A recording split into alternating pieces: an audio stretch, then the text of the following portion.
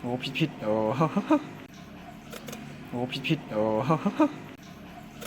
โอ้ผิดโอ้โอ้ผิดโอ้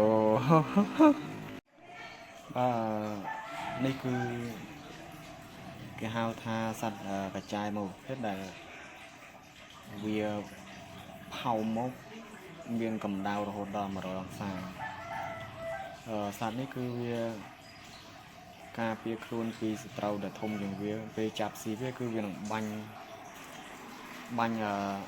ទឹកពិសេសមួយដែលមានកម្ដៅរហូតដល់100អង្សាប៉ះដៃលាកដៃអញ្ចឹងយើងបើបានឃើញកញ្ចែប្រភេទនេះកុំយកដៃប៉ះវាឲ្យសោះព្រោះកញ្ចែនេះគេហៅកញ្ចែផោមភ្លើង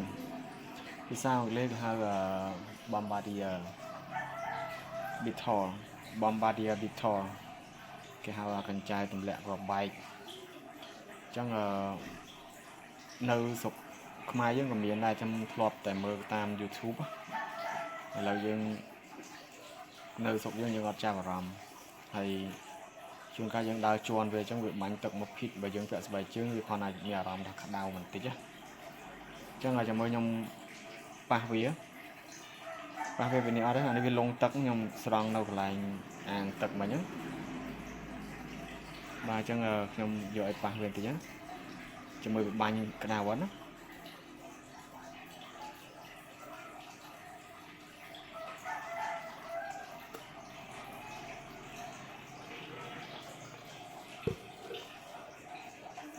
ចំណាយ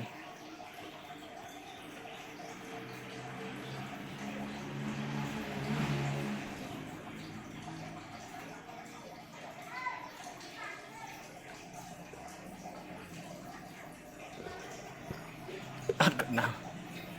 អានេះខ្ញុំជួបលើកមុនខ្ញុំយកនេះប៉ះទៅវា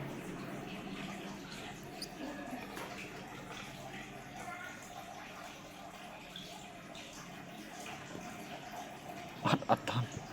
ហើយអានេះបើស្អីចាប់វាគឺវាបាញ់ភិតមក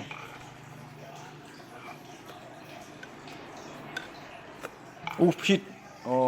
ណែខាងខ្លោចបាញ់លើសូភិតមែនគឺកំដៅអូភិតអូ